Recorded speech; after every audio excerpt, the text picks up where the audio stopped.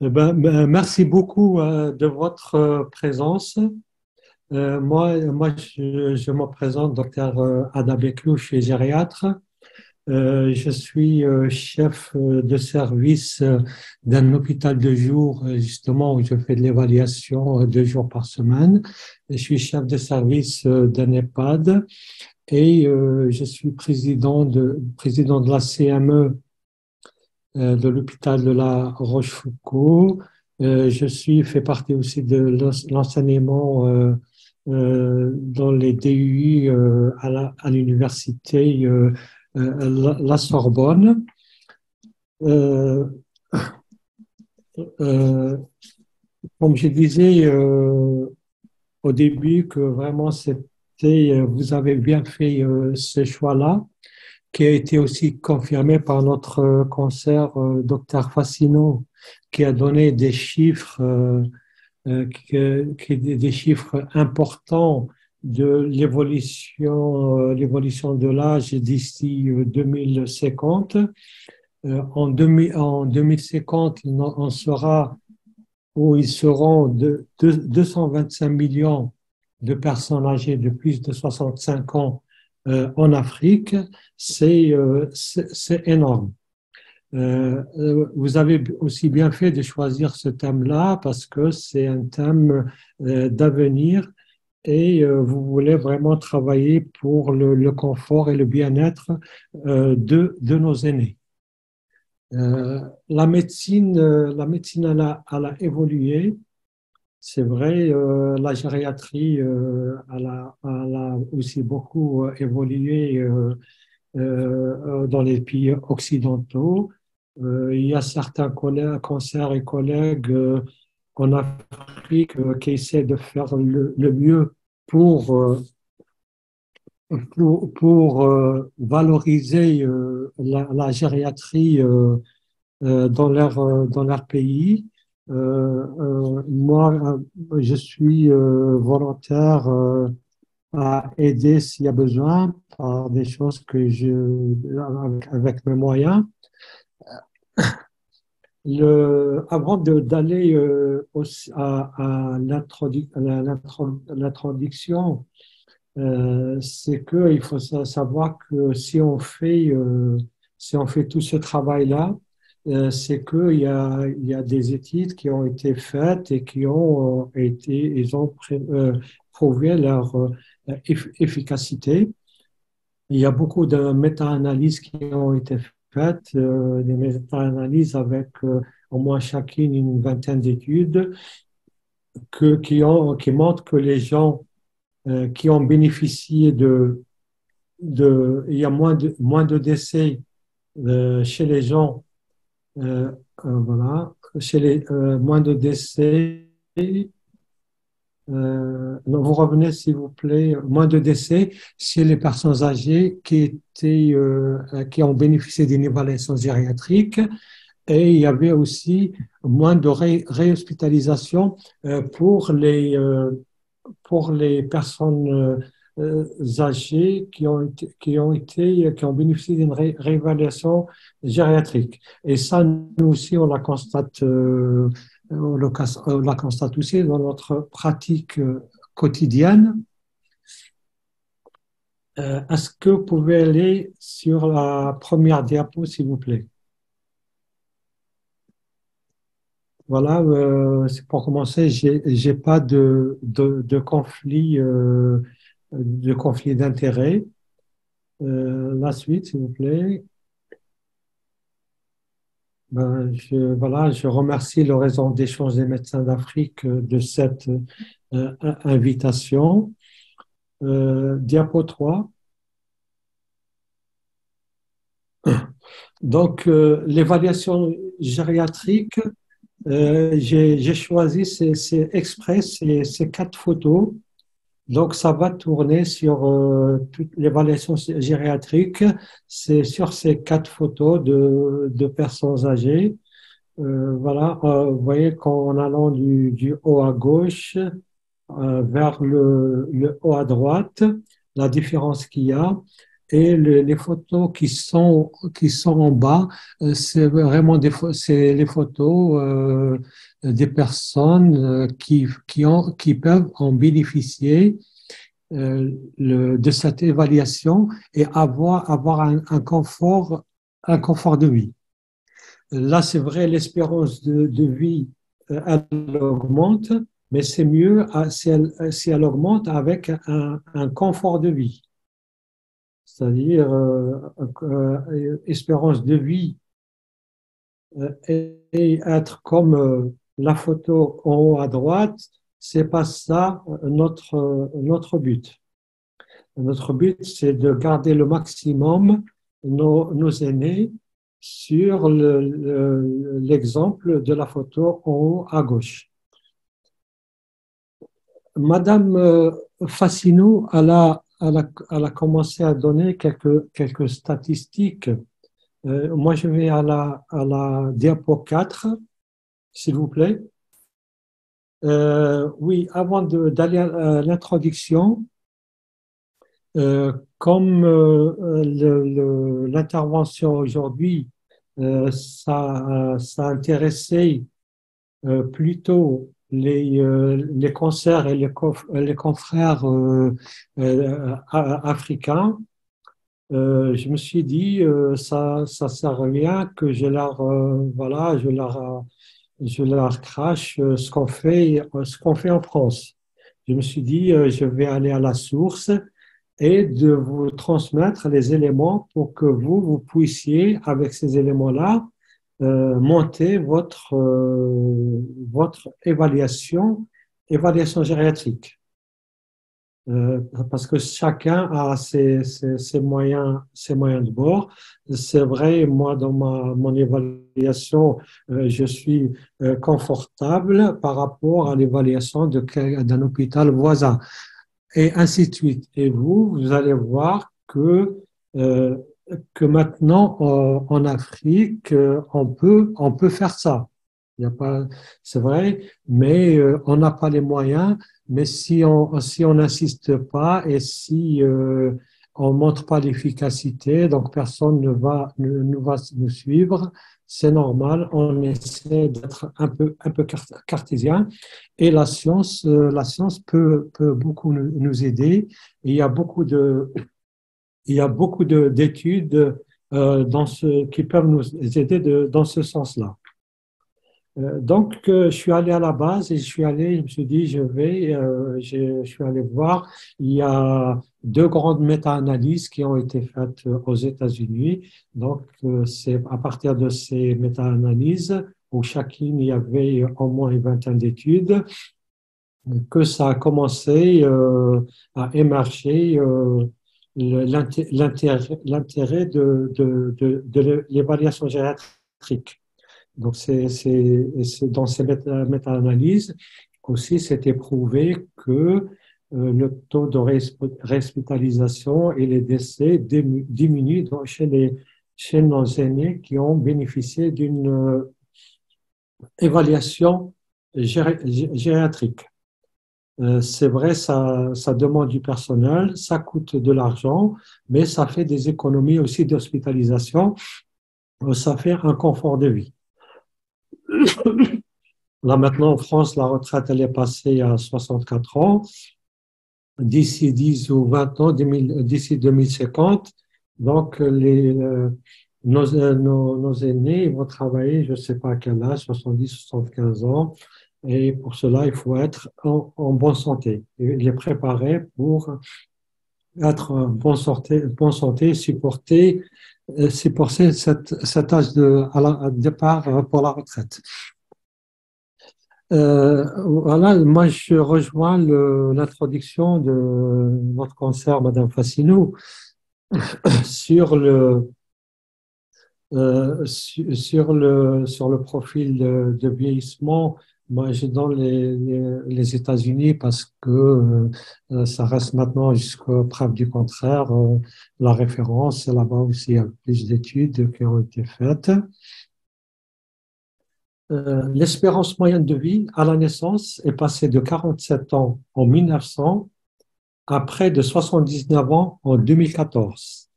d'ici 2030, le pourcentage de la population âgée de plus de 65 ans dépassera les 20%. C'est-à-dire, aux États-Unis, il y aura dans les 70 millions de personnes voilà, qui vont avoir 65 ans et plus.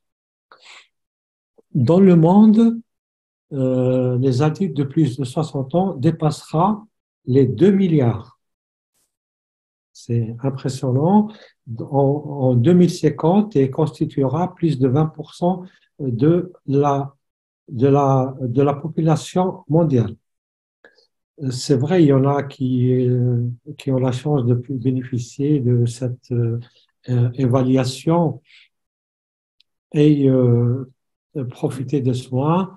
Il restera toujours que d'autres qui décèdent ou qui sont hospitalisés ou se gravatisent dans d'autres pays à partir de 60 ans. Le but, de notre réunion, c'est le message, c'est comment faire pour arriver à un âge gériatrique. Là maintenant, pour la gériatrique en France, c'est après 75 ans. Après, avec l'évolution de médecine, dans quelques années, ça sera très probablement après 85 ans, en bon état et pouvoir en profiter de ses petits-enfants et d'en profiter de sa retraite. Euh, voilà. La diapo 5, s'il vous plaît. Voilà. L'évaluation gériatrique, ça se fait, c'est un travail d'équipe. Parce que il y a beaucoup de facteurs qui rentrent en compte pour, pour évaluer une personne. Une personne ne s'évalue pas que pour la santé. S'il a la santé et qu'il a un problème psychosocial, là, il n'en bénéficie pas ou pas beaucoup de sa bonne santé. Donc, il y a un tout. Pour avoir ce tout-là, donc, il est important d'avoir une équipe multidisciplinaire et ce qui est recommandé, maintenant par les sociétés savantes. Et maintenant, on a les moyens. Par exemple, est-ce que vous pouvez descendre, s'il vous plaît, les diapos? Après, on revient à la 5. Encore plus loin, et après, on revient à la 5. Encore. Non, non, encore en bas. Plus bas, plus bas, plus bas. Encore, encore, encore, s'il vous plaît. Encore. Là. Cette photo-là, la diapo 11. La diapo 11, si on regarde ce couple, donc voilà, ça c'est le rêve, hein, donc c'est le rêve d'arriver, et surtout dans certains pays. Maintenant, en Occident, il y en a certaines personnes âgées qui ont compris et qui arrivent dans cet état après 85 ans, ils arrivent à profiter de leur vie. Ils ont déjà bien profité de la retraite, ils profitent de leur vie. Ces personnes, ces aînés sont arrivés à cet état-là. C'est pas par hasard. Si un hasard, c'est exceptionnel. Ils sont arrivés à ce stade-là parce que la médecine et la médecine gériatrique a évolué.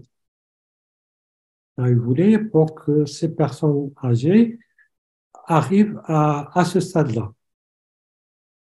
On rediscutera, on va revenir longuement sur cette photo-là parce que voilà, c'est le rêve d'un gériatre quand il reçoit un patient pour une évaluation gériatrique. La première fois où il le reçoit en hospitalisation pour quelque chose de banal et la personne est en bon état de santé, de lui proposer des choses pour le maintenir à, dans ces conditions, à ses conditions de vie. On revient, s'il vous plaît, sur la diapo 5.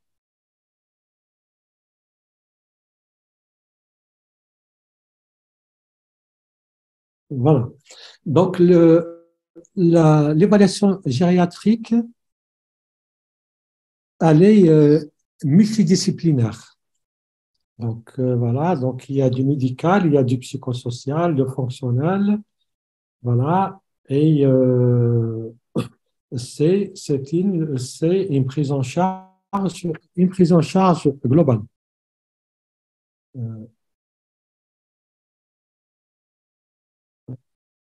Euh, la diapo 6, pour les indications pour l'évaluation gériatrique, c'est-à-dire c'est un travail qui se fait et qui est pluridisciplinaire. Il peut y avoir des acteurs hospitaliers et des acteurs extra-hospitaliers, en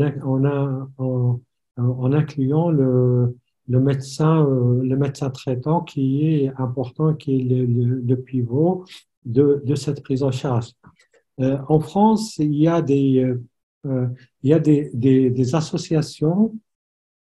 associations qui passent à domicile pour évaluer certaines personnes âgées.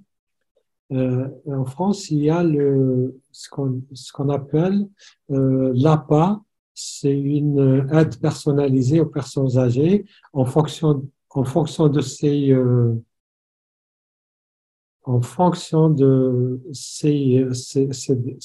sa dépendance. Il a des aides à domicile. C'est juste pour vous demander si je vais vite ou est-ce que ça va ou je parle vite? Oui, ça va, on peut continuer. Je peux continuer comme ça? D'accord. Oui. Donc, ces associations qui passent à, à évaluer les personnes âgées et dans l'évaluation, ils ont une grille qu'on appelle une grille Agir. Euh, euh, cette grille Agir, je pense que vous la connaissez, je ne sais pas si ça vous dit quelque chose. Donc, c'est une grille pour évaluer la dépendance des personnes âgées. Ces derniers temps, il y en a deux de nos concerts qui sont connectés, qui ont travaillé sur 222 grilles Agir récemment. Donc, elles sont expertes et si elles veulent intervenir après, elles peuvent intervenir sur cette grille Agir. Et ces associations, en faisant des évaluations, ils regardent quelle est la fragilité et ils sont sensibilisés qu'il y a une équipe et un service qui évalue la personne âgée. Donc, on peut accueillir des personnes pour une évaluation gériatrique, non seulement par le médecin traitant, mais pour certaines équipes ou certaines associations. Il y a aussi des visites fréquentes des assistantes et assistants sociaux en France qui passent qui passent chez les personnes âgées et qui font des alertes. Ces gens-là aussi participent indirectement à nous aider pour préserver le plus longtemps ces personnes âgées et dans bonnes conditions.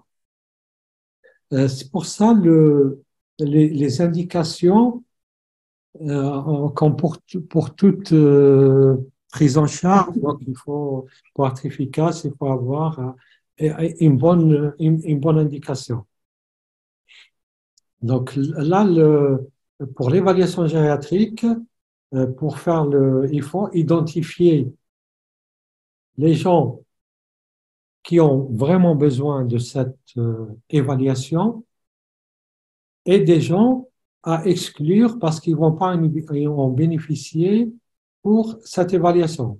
Parce qu'après, vous allez savoir pourquoi. Parce que pour évaluer, il y a des choses à faire et c'est pas tout le monde qui va supporter les échelles qu'on propose pour l'évaluation gériatrique. Si on va à la photo 3, pardon, excusez-moi, sur la diapo 8, diapo numéro 8, voilà, donc là, on a une personne voilà, âgée qui est grabataire. Cette personne âgée, elle a besoin d'une évaluation, mais ce n'est pas l'évaluation gériatrique dont il a besoin. Donc là, il y a des patients puis on peut lui proposer, mais autre chose que l'évaluation gériatrique complète. Euh, voilà, c'est un patient qui est complètement dépendant, c'est quelqu'un qui est sûrement un GIR 1 et qu'on ne peut pas lui proposer cette évaluation. Euh, Madame Fassino, si on peut avoir la diapo 9. Cette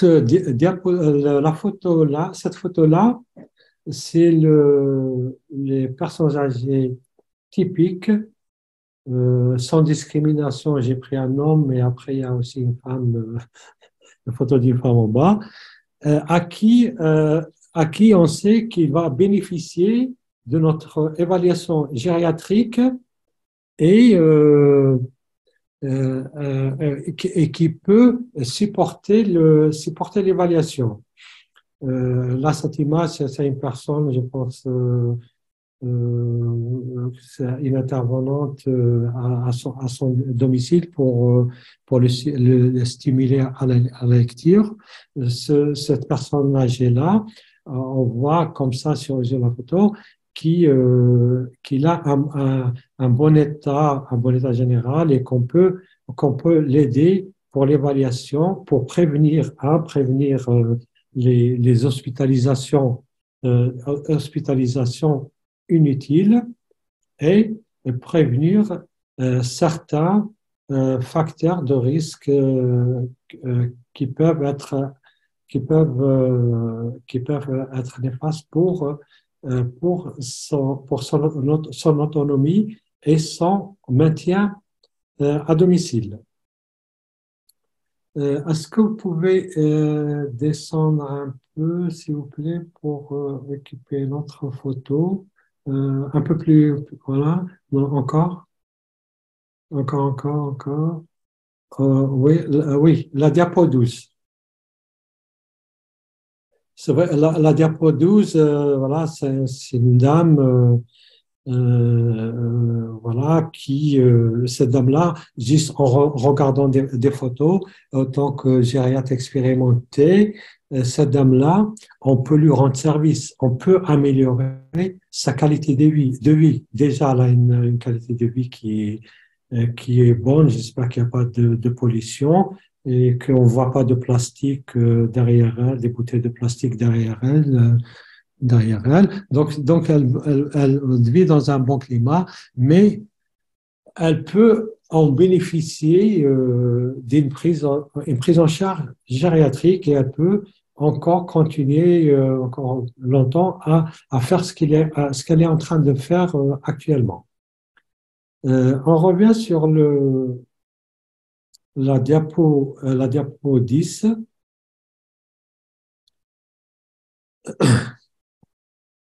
Oui, il y a les critères voilà, spécifiques pour programmer une évaluation gériatrique. Euh, il y a, il y a le critère de l'âge, c'est important. Donc, en gériatrie, c'est important. Donc, il y a les morbidités médicales, dans le cas de l'insuffisance cardiaque ou le cancer, les troubles psychosociaux, la dépression ou l'isolement, voilà, les conditions gériatriques spécifiques telles que la démence, les chutes ou l'incapacité fonctionnelle, l'utilisation, voilà, donc euh, il y a des choses des conditions pour le. Là, vous n'allez pas prendre quelqu'un évaluer quelqu'un de 50 ans qui est en bon état général, sachant que il y en a certaines personnes âgées ou même à 75 ans, 85 ans, donc ils n'ont pas besoin de cette évaluation gériatrique parce qu'ils ont compris, ils ont pris de l'avance. C'est la photo qui suit, la diapo 11.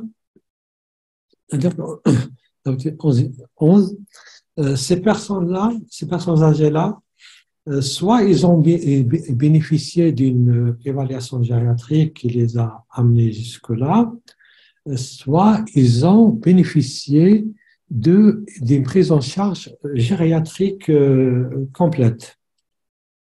Sachant que maintenant, il y a plusieurs voilà, sociétés savantes. Hein. Donc, il y a les sociétés savantes sur l'ostéoporose, l'ostéoporose, le cancer du poumon, etc. Donc maintenant, par exemple, tous les sociétés savantes du cancer qui prennent en charge le cancer de poumon préconisent chez les fumeurs qui fument plus de 20 ou 30 paquets par an de leur faire un scanner thoracique annuel pour essayer de détecter s'il y a tumeur à un stade précoce pour bénéficier d'une prise en charge rapide. Cette dame-là aussi, elle a sûrement bénéficié, des conseils des sociétés savantes sur l'ostéoporose. Là maintenant, après 65 ans, et après la ménopause, donc il y en a qui proposent de faire voilà, les tomodensitométrie et ça facilite ça facilite prises en charge, les prises en charge. Ce monsieur-là, cela aussi, il a bénéficié de la science et qui a sûrement bénéficié d'une consultation gériatrique, sachant, après, ça sera sûrement dans les discussions, il a fait les préventions pour le cancer de la prostate. Et le couple, il a sûrement, après 50 ans maintenant, je pense que maintenant c'est à partir de 50 ans qu'on fait le dépistage du cancer colique. Il y a aussi le dépistage pour les cancers utérins. Donc, il y a des choses qui se font. Sûrement, ils ont bénéficié de conseils d'hygiène de vie. Le fait qu'ils sont en vélo, voilà,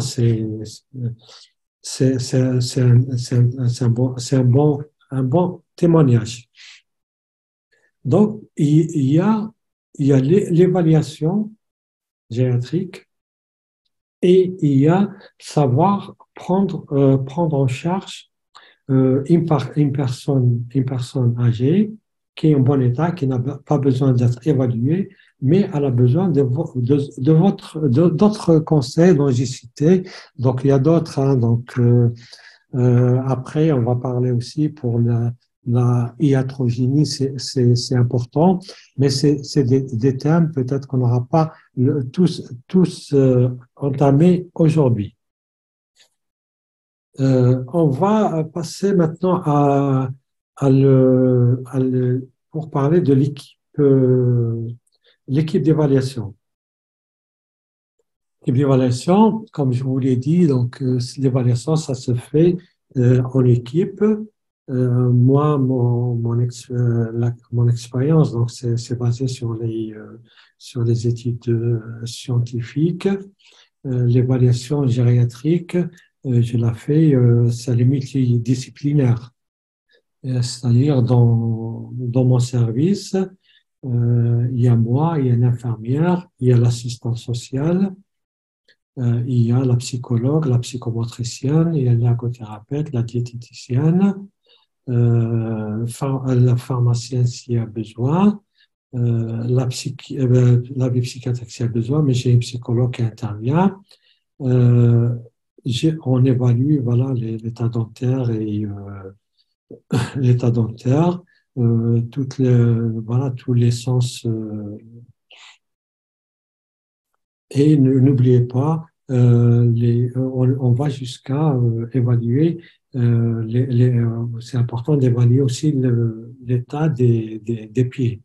C'est important, c'est la personne âgée.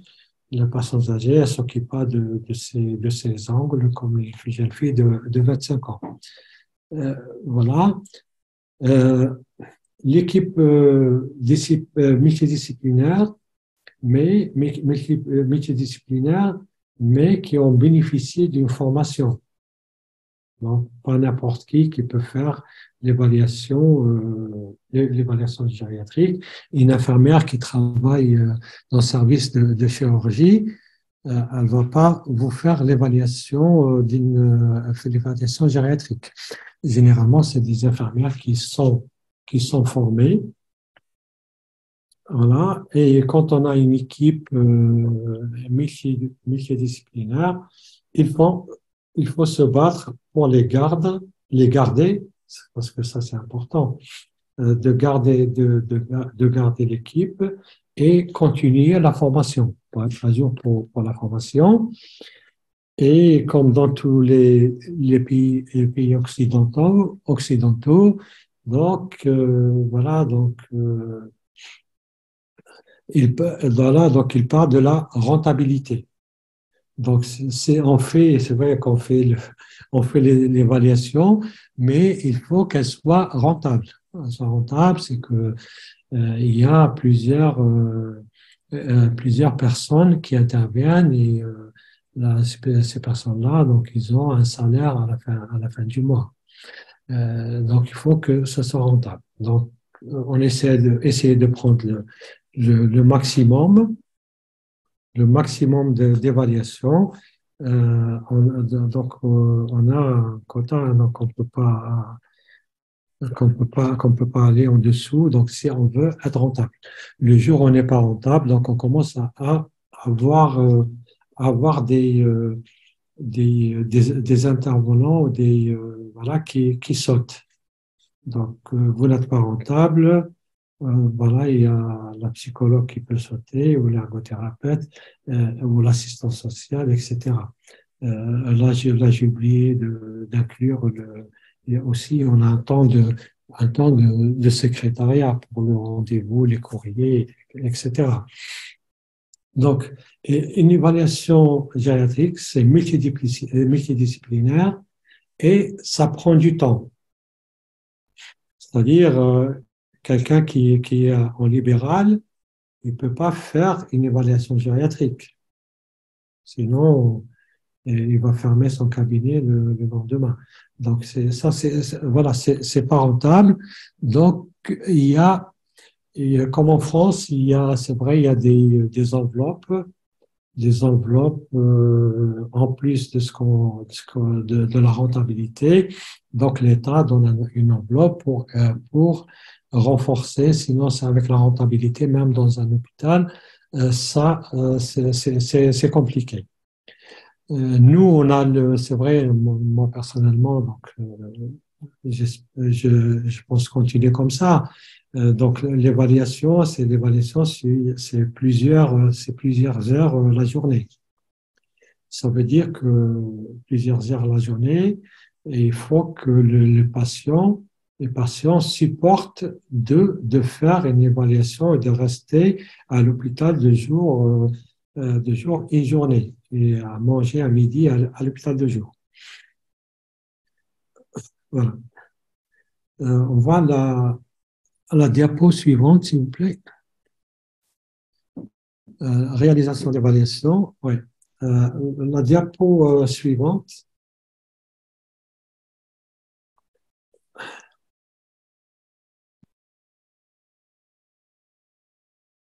Euh,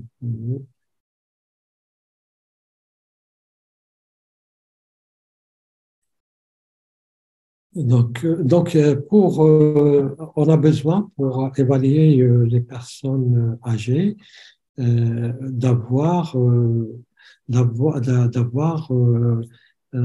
plusieurs éléments. Des éléments, donc je disais, la collecte de données qui peuvent être faites par les infirmières. Il y a la discussion entre les membres de l'équipe. Il y a la collaboration entre patients et soignants, le mise en œuvre de ce qu'on va lui proposer. Le traitement, là, c'est quelque chose de général. Et après, la surveillance, est-ce qu'il a suivi ou pas? Et après, voir si on peut réviser à 6 mois, 3 mois, ce qu'on a proposé. Ce qui est bien dans cette évaluation gériatrique, il peut y avoir même implication sur certaines échelles des aides-soignantes.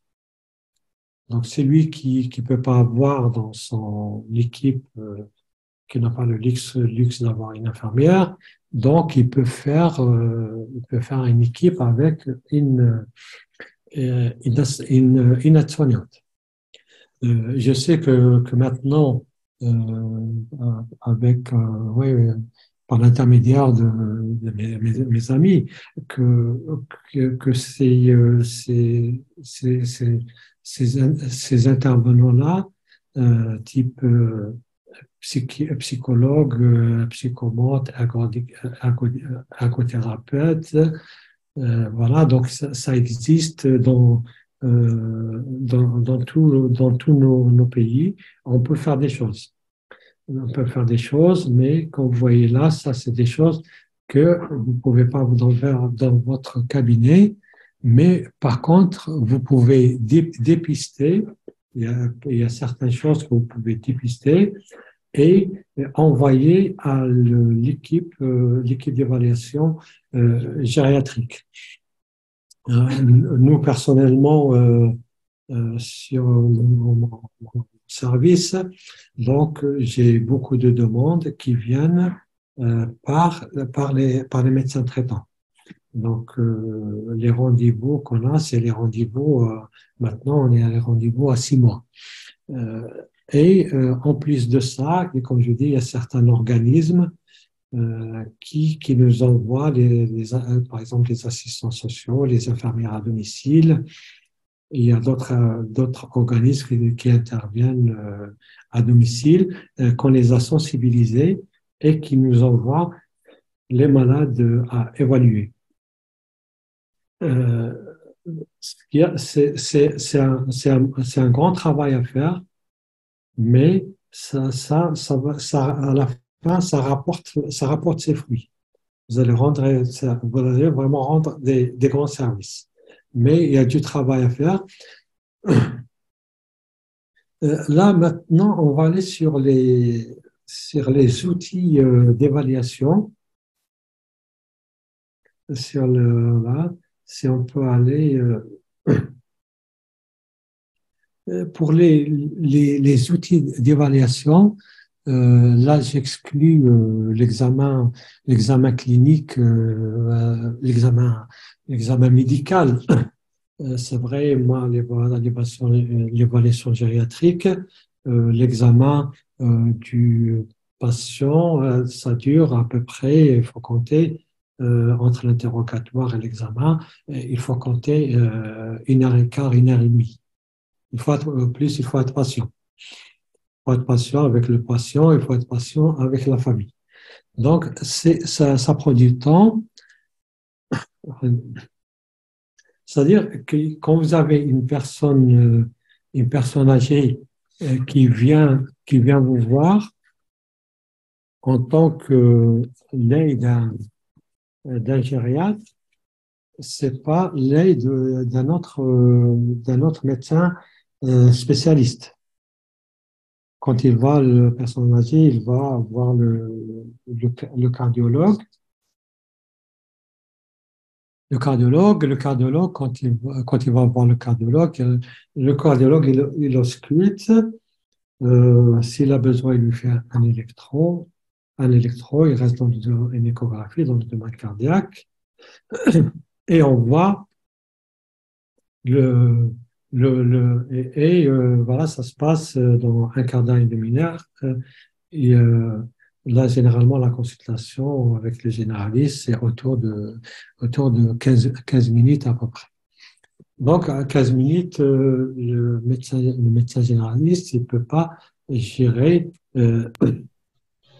tous les soucis d'une personne âgée, surtout s'il n'est pas sensibilisé. Ceux qui sont sensibilisés, ils règlent les chances et ils passent la main à l'évaluation gériatrique ou les équipes de gériatrie.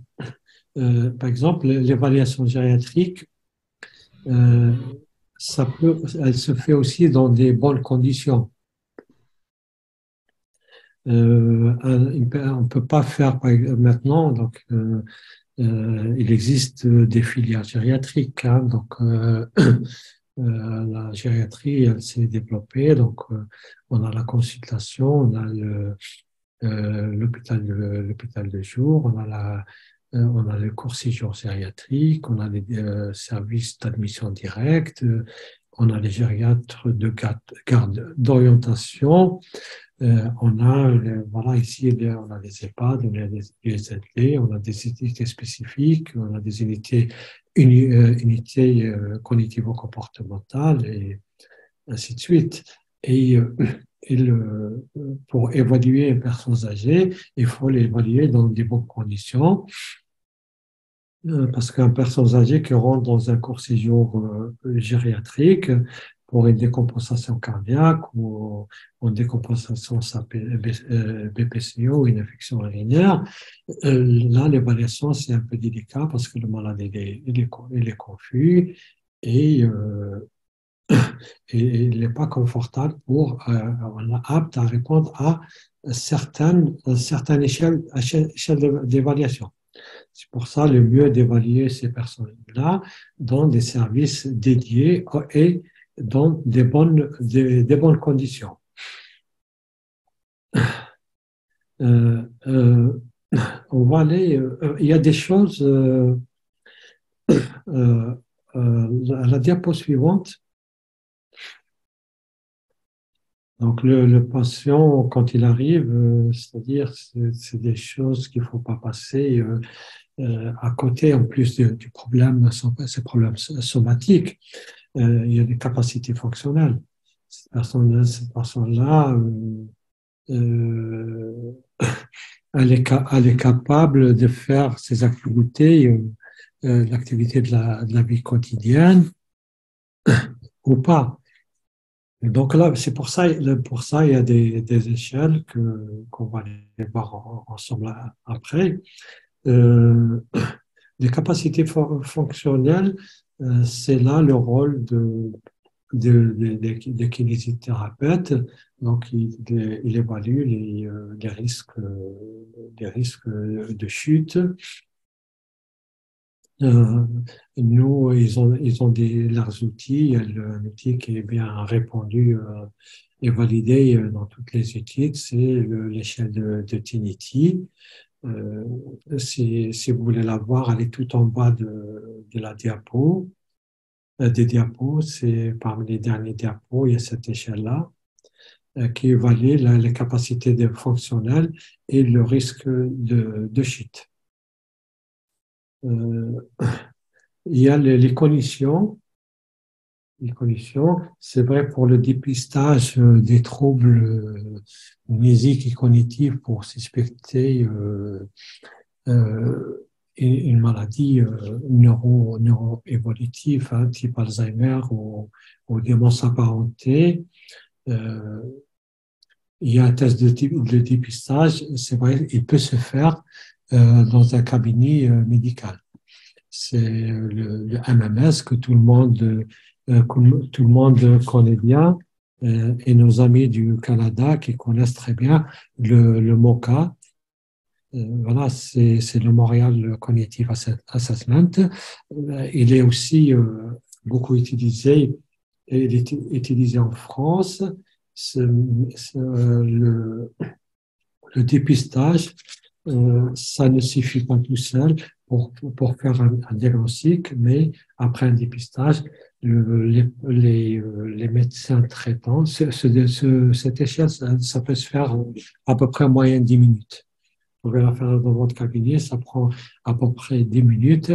Le malade il est orienté soit sur une consultation mémoire ou sur une évaluation gériatrique parce que pour les malades qui sont en bon état et pour les préserver, le MMS social ou le MOCA ne fait pas le diagnostic quand il vient à l'hôpital de jour. Donc, il aura son évaluation neuropsychologique complète. Donc, on a une neuropsychologue qui fait ces tests-là.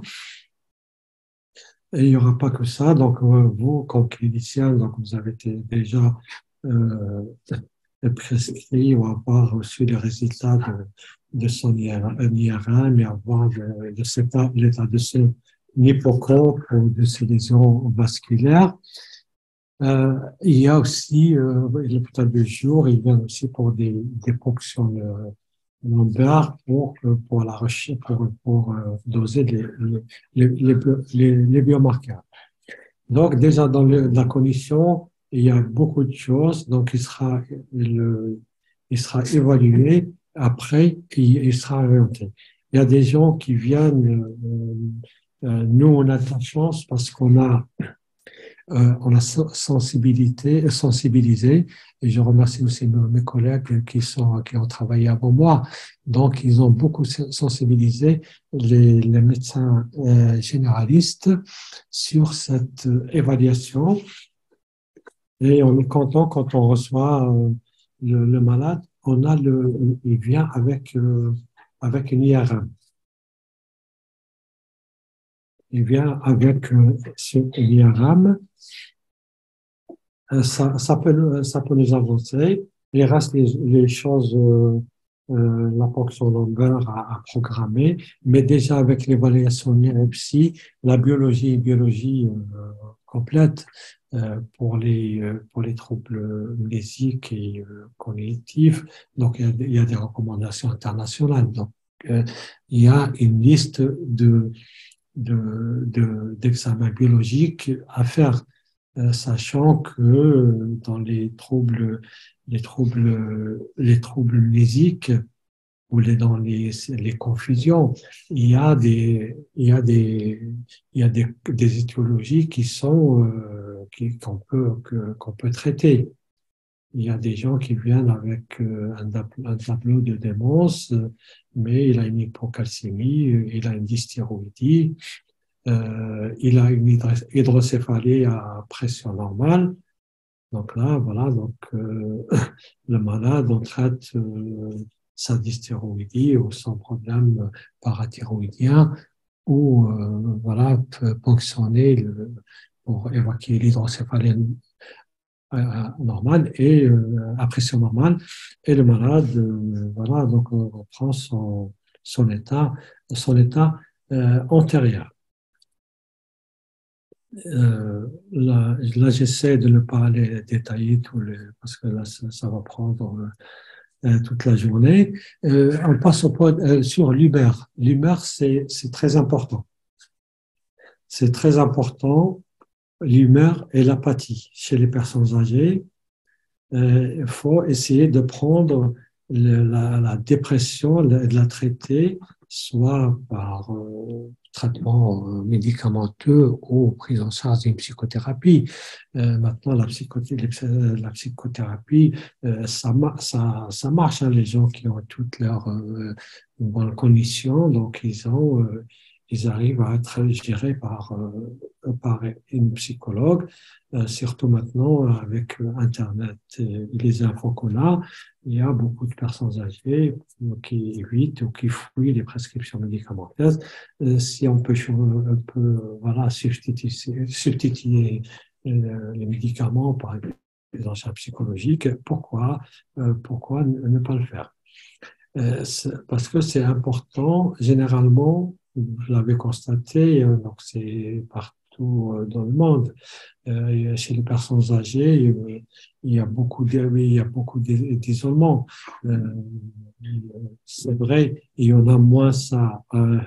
Voilà, chez nous, en Afrique, il y a moins ça parce que la personne âgée, quand il y en a dans le couple, quand il y en a un qui décède, et vous avez le villageois autour, et vous avez les enfants et tout. Il y a pas un très grand isolement social. Là en Occident, quand les couples, quand il y en a un qui part pour une raison ou une autre, voilà, c'est fréquent, les personnes se trouvent toutes seules, hein. Là, déjà, euh, voilà, moi j'ai la double culture, donc je sais comment ça se passe. Donc ça c'est important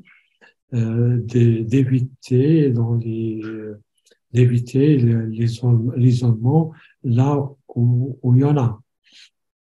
C'est vrai, mais là maintenant actuellement, heureusement, hein, donc dans nos pays africains, pour le moment, il n'y en a pas d'énormes structures de maisons de retraite qu'on appelle EHPAD ici en Occident. Donc, ce qui fait que la famille elle est encore présente et le voisinage et tout, c'est encore présent. Euh, et ça évite des coûts. Les EHPAD ou les maisons de retraite, c'est un coût et c'est aussi un luxe que pas tout le monde peut se le permettre. C'est là où il y a, sur le problème de la polypharmacie, je veux dire, polymédication. Dans l'évaluation gériatrique, donc, la médication, c'est très important. Voilà, donc je ne sais pas si chez vous, la moyenne des listes de médicaments, qu'il y en a, mais il y en a qui ont une moyenne de 9-10 médicaments différents. Ça déjà de juste pour vous dire que c'est l'évaluation gériatrique, c'est du temps et c'est de la compétence et que après on est récompensé parce on évite les chutes, on évite les confusions, on évite les réhospitalisations, on évite voilà des effets indésirables et des contre-indications des traitements. Ça prend beaucoup de temps. Là maintenant,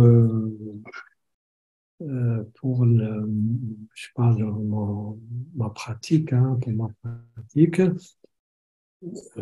quand je prends la liste de traitements un par un. Et je vous dis, c'est vraiment, c'est prenant.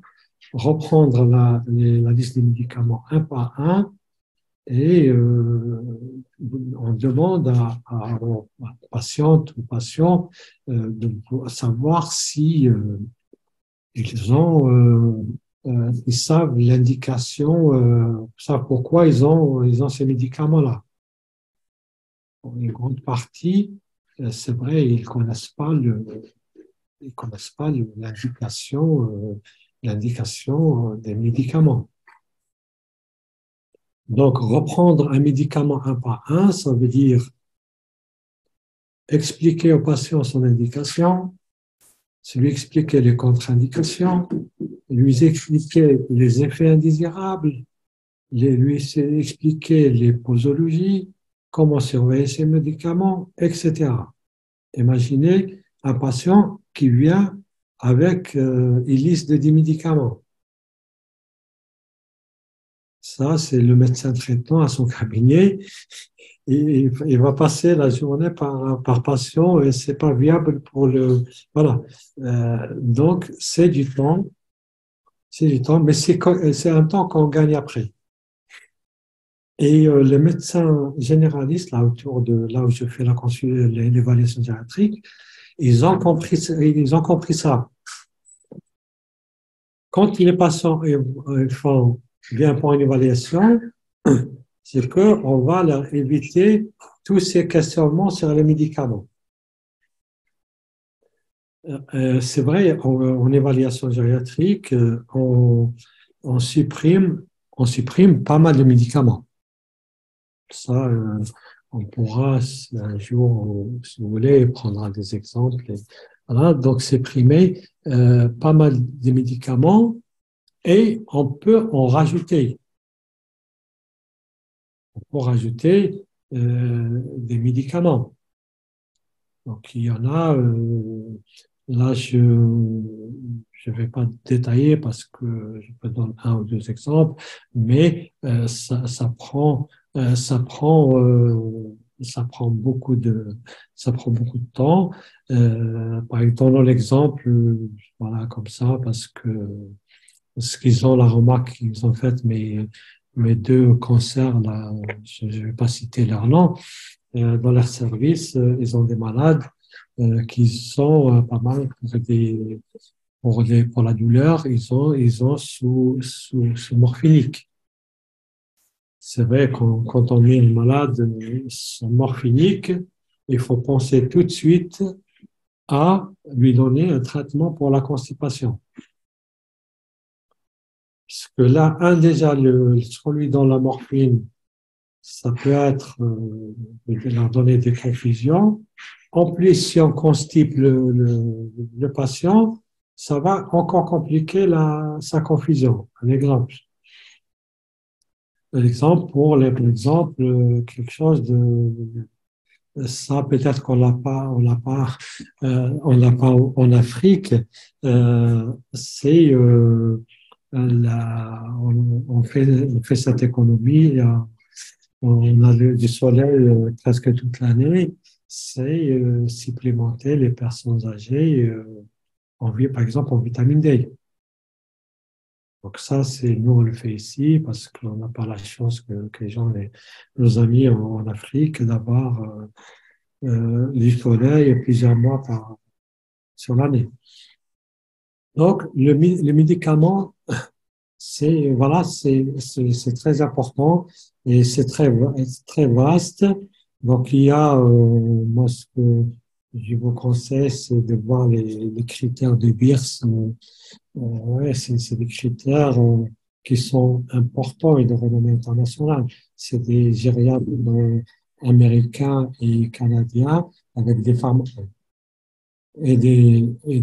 pharmaciens canadiens et américains qui ont travaillé, qui ont fait un travail remarquable. Voilà. Là, je vais passer au point suivant parce que si je vais lancer sur les médicaments, c'est mon dada et je ne vais pas m'arrêter jusqu'à demain. On va aller sur les, là, non, revenir un peu s'il vous plaît, euh, oui, sur l'aide sociale. L'aide sociale, c'est aussi, là, c'est important, on va pas détailler, parce que le niveau social, on le sait, hein, donc en Occident comme en Afrique, moins on est friqué, plus on est exposé à des maladies, etc. Donc, ces patients-là, ils ont besoin, heureusement, là, il y a ce système d'aide sociale et les gens sont aidés par le gouvernement. Donc, quand on a, si vous voulez, on va aller vite pour les questions, on ira sur la diapo suivante. S'il vous plaît, la diapo suivante. Oui, il y a des choses qui, voilà, donc s'ils font partie de l'évaluation, c'est pour ça que c'est pluridisciplinaire. Il y a la nutrition, c'est important. C'est important, hein. Donc, les gens qui ont des hypoalbuminémies, voilà, vous les donnez des médicaments et voilà, ils ont des albumines très basses et ils vous font des intoxications médicamenteuses, etc. Donc, et là maintenant, donc les recommandations, ils ont changé. Le poids reste un facteur important. La variation du poids, ça reste un facteur très important à voir avec, pour les patients. C'est essayer de peser ces patients au moins 6 mois. Pardon, au moins tous les 6 mois. Ouais. Il y a l'âge, il y a aussi la continence urinaire et, et fécale. Et il y a aussi voilà, un autre facteur qui reste peut-être un petit peu tabou chez nous et même ici. Donc, c'est la sexualité chez nos aînés. Et donc ça, c'est c'est des sujets qui sont à aborder parce que là, les gens vivent à un âge avancé et en bon état général. Euh, vous savez, là, on a vu une photo, la photo de la dame qui était sur qui, était qui avait un problème qu'on voyait de dentition. C'est-à-dire quand on a une personne âgée qui vient, on vérifie son état dentaire. Si son état dentaire est mauvais, il ne faut pas s'étonner qu'il est dénutri, même s'il a les moyens et, les moyens financiers, s'il a un mauvais état dentaire, donc ça va pas l'empêcher de la nutrition. Il y a et là aussi, il ne faut pas oublier l'évaluation de la vision. Et oui, donc l'audition, c'est important. Une personne âgée qui a une hypoacousie, qui ne comprend pas, qui n'arrive pas à suivre une discussion, elle peut s'énerver, elle peut devenir confuse parce que ça l'énerve de ne pas comprendre ce qui est en train de se dire. Généralement, dans nos consultations mémoire, on crie. On crie pendant la consultation mémoire et pour la majorité des patients. Et après la consultation, on les oriente vers, voilà, pour faire les prothésis pour les prothèses auditives. Les troubles visuels, ils sont fréquents chez les personnes âgées. Donc, voilà, il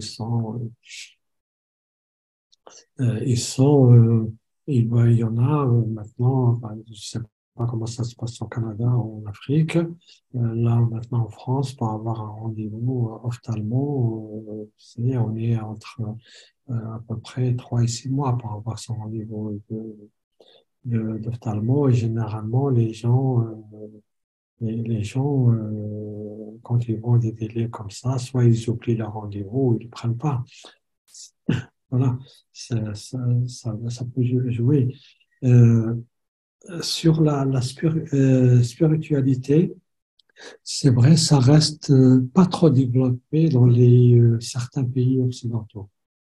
Et moi, comme j'ai la double culture, je pense que vous êtes la majorité de mon avis, que c'est quand même c'est aussi un facteur important.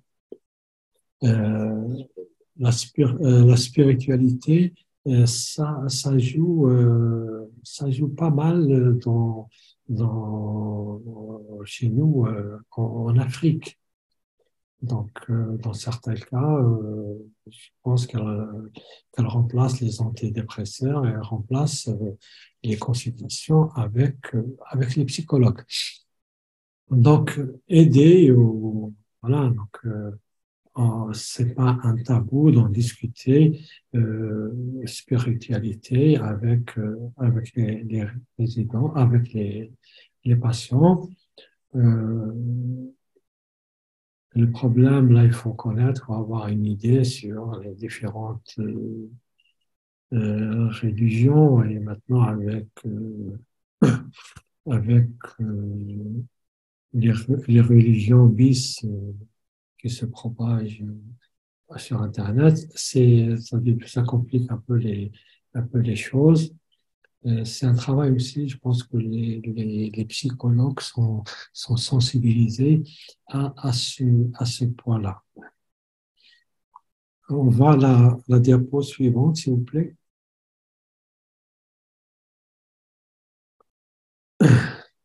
Euh,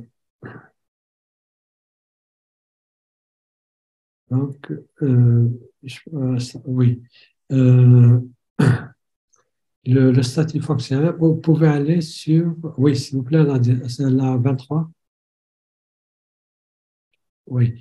Oui, vu l'heure qu'il est, je pense que on va aller un peu plus vite parce qu'on va revenir sur ça. Est-ce que pour me montrer,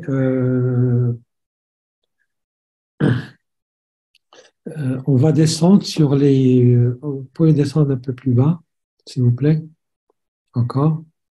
Revenez sur s'il vous plaît.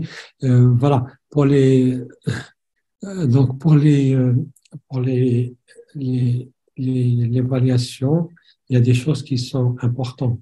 Donc si quelqu'un qui va vous être adressé pour une évaluation, c'est que quelqu'un qui se débrouille pour les activités de base de la vie quotidienne et qu'il arrive à maîtriser l'activité instrumentale de la vie quotidienne, ainsi que les activités avancées. On va vite fait sur la diapo 26, s'il vous plaît. Oui, on va aller plus vite. Donc, les gens qui viennent, c'est des gens qui prennent, sans faire prendre leur bain tout seuls, changer un pansement, aller aux toilettes. Ils sont continents, ils savent bien s'alimenter, ça prendre un transport, etc. On va aller plus vite. On va descendre, s'il vous plaît, un peu plus bas. Oui, ça c'est. En tous les cas, moi, si vous voulez, donc je vous envoie tout ça avec déjà vous, la Madame Fassino à la diapo pour vous les transférer. On va descendre un petit peu plus bas pour en discuter. Il me reste le temps de voilà encore les références. Pour vous dire, les références. Je vous ai mis les références, mais pas toutes, parce qu'il y en a beaucoup. Il y en a beaucoup de références. Donc, et après, voilà, en fonction des thèmes que vous pouvez choisir. C'est vrai, moi, j'ai j'ai la chance d'avoir, voilà, accès. C'est un accès payant, mais j'ai un accès qui est payant, mais qui est pris en charge par l'hôpital pour pouvoir consulter voilà, comment ça s'appelle, les publications, la publication intégrale. Voilà, vous pouvez descendre un peu plus loin, s'il vous plaît. Oui, voilà, ça, voilà, vous voyez, là, pour les références, il y en a beaucoup. Madame Fassino, est-ce que vous m'entendez? Oui, Oui, on me reçoit. c'est juste, il manque des diapos. Je vais essayer de vous envoyer un autre, euh, comment faire pour baisser dans ce document.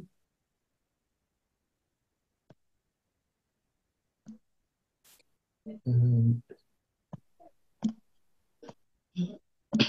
euh, Je ne sais pas si vous êtes déjà au terme de votre oui, communication. je suis à la fin de. Oui, comme ça, on va accéder aux questions. Il reste d'autres. D'accord. À la fin, j'envoie à Madame Fassino les différentes échelles. L'échelle EADL, la GDS, le MMS, voilà, le mini GDS, le GDS, le test de loge, pour que vous puissiez, ces tests-là que vous pouvez, de dépistage, que vous pouvez les faire dans dans votre cabinet, qui prennent pas beaucoup de temps, mais vous pouvez pas les mettre tous, passer tout ça en même temps. Je reviens sur la présentation. Voilà. Voilà. Je pense que si vous voulez, la discussion.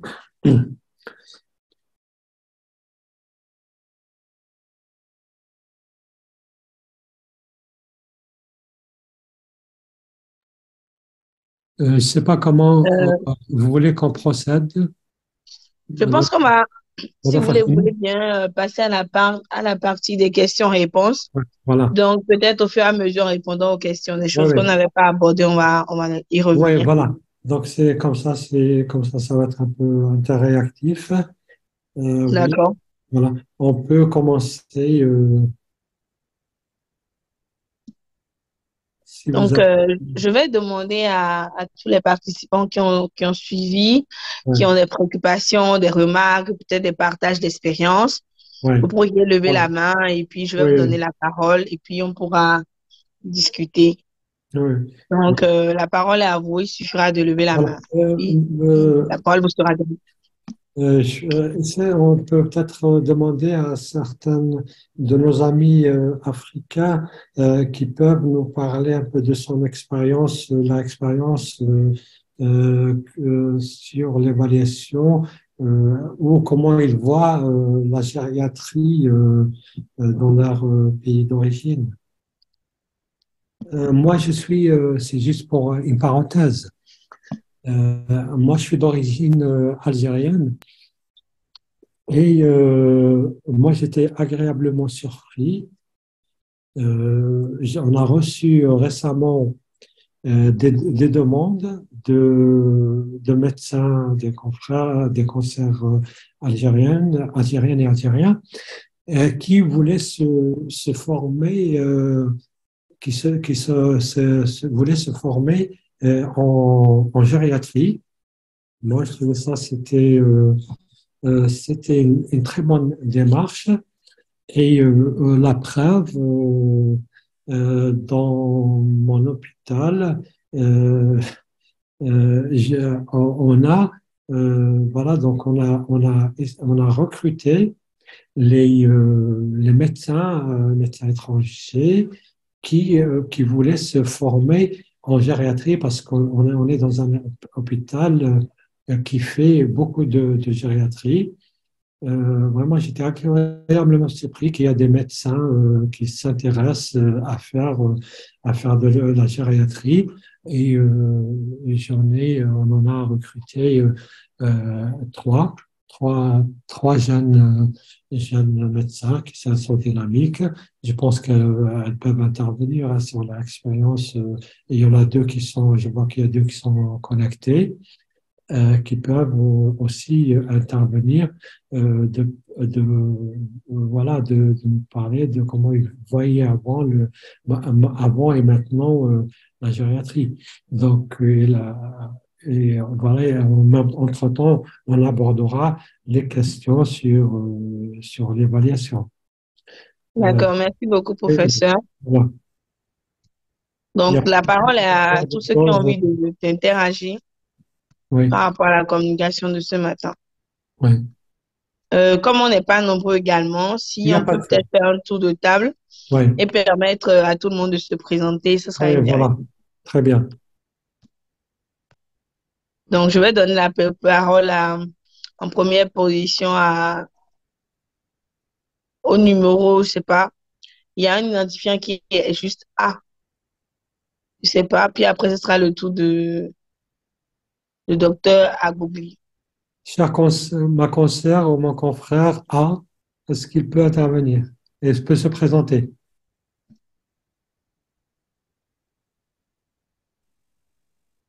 Donc, voilà, on va voir le docteur Agoubli. I.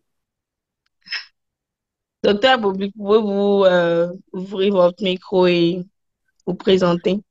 Est-ce qu'il Oui, nous entend? bonjour à tous. Oui. Oui, il nous entend. Je suis docteur Agobli Yawapelete.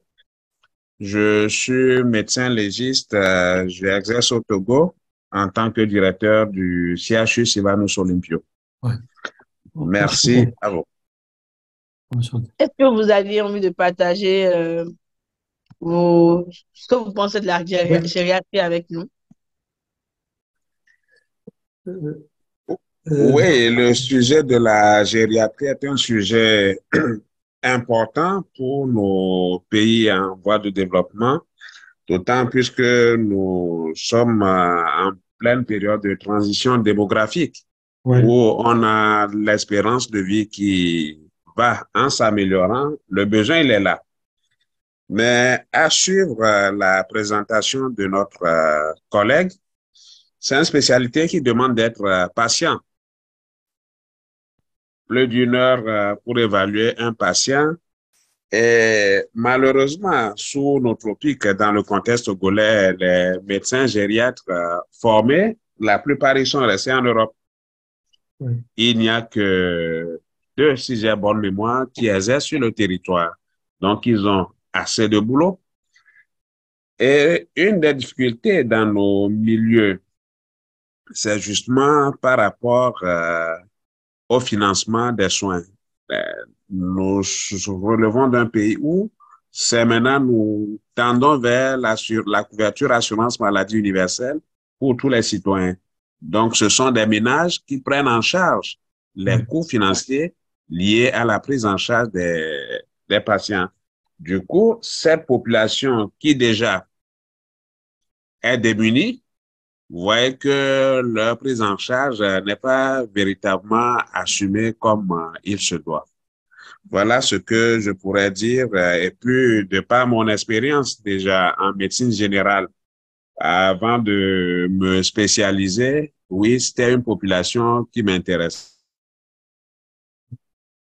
Euh, et ça a même facilité ma spécialisation parce que les fondamentaux en médecine légale, c'est d'avoir une bonne base en médecine générale ou médecine interne.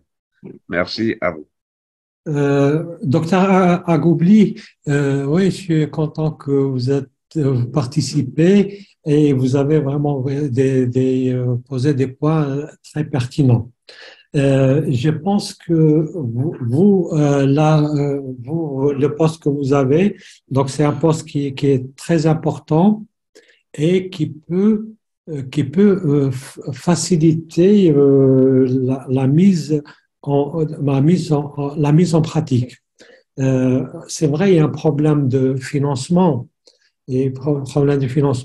mais il peut y avoir des aides. N'hésitez pas à écrire parce que c'est vrai, ça coûte, dans les pays occidentaux, ils arrivent à amortir. Mais en Afrique, peut-être écrire, faire des projets et demander des aides aux organisations gouvernementales ou faire des essais.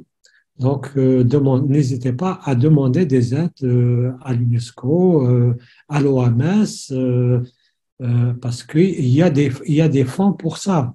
Il y a des fonds pour ça. Vous pouvez même faire des demandes, par exemple, à l'Union européenne ou voilà, des unions qui se trouvent en Occident.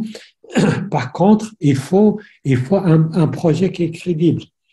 Madame Fassino, donc, elle a soulevé un chiffre qui est énorme. Donc, c'est 225 millions de personnes âgées en 2250, ça sera un raz-de-marée. Si, par exemple, on ne prenait pas maintenant les commandes à faire, déjà ici, on est en manque important de spécialistes en gériatrie. Là-bas, donc ça sera très compliqué. Vous allez, au lieu d'avoir, en tous les cas, les gouvernements, si vous avez un projet avec, et vous êtes avec des projets avec des études scientifiques, ils sont, à la fin, ils sont gagnants.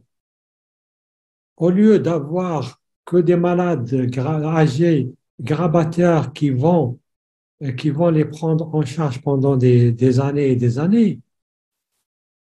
Et ça coûte énormément trop cher que d'avoir fait la prévention avant pour prévenir certaines choses et avoir des malades qui ont une fin de vie qui est confortable. Et ça coûte beaucoup moins cher ça coûte beaucoup moins cher au gouvernement. C'est vrai, maintenant, il faut tout prouver, il faut tout, mais vous avez des moyens pour prouver. Essayez de faire un projet de gériatrique, un projet comme ça, l'envoyer à des organisations qui peuvent vous aider. Moi, je pense que si vous avez besoin, en collaboration avec voilà, donc avec votre hôpital et le nôtre, votre directeur peut vous prendre un ou deux stagiaires pendant 1 ou 2 mois pour voilà, les aider à former, à la formation. Sachant que maintenant, il y a il y a des diplômes universitaires et interuniversitaires qui se font en France et qui sont ouverts,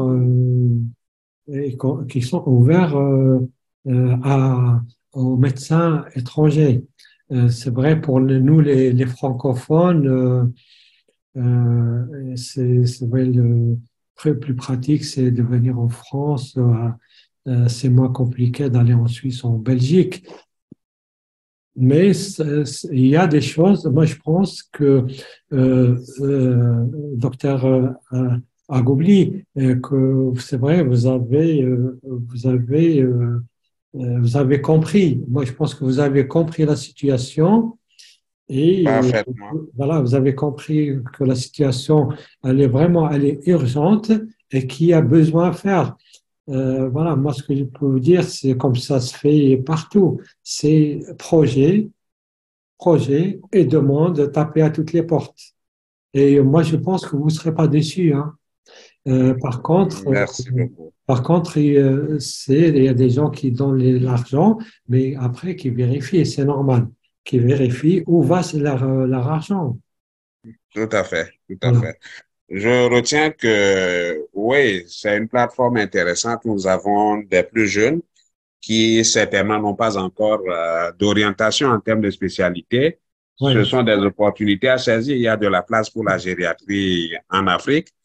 Et si on fait le point Oui, oui, De gériatres formés en Afrique, on peut les compter, malheureusement, je ne vais pas dire au bout des doigts, mais ils ne sont pas nombreux. Donc, il y a oui, de la oui, place et une spécialité oui, d'avenir pour oui. l'Afrique.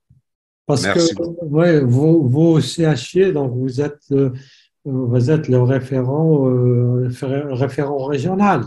Donc je pense que les autorités aussi, ils attendent que vous les faites bouger aussi. Donc les sensibiliser que voilà, demain ils vont pas vous dire ah oui mais moi les médecins ils m'ont rien dit. Vous savez, Merci beaucoup, les professeur. politiques, c'est ça. Hein, donc, voilà. Ah, mais moi, les médecins, j'ai pas voilà. Donc, les compétents ou voilà, qui n'ont pas passé, passer des informations, les informations.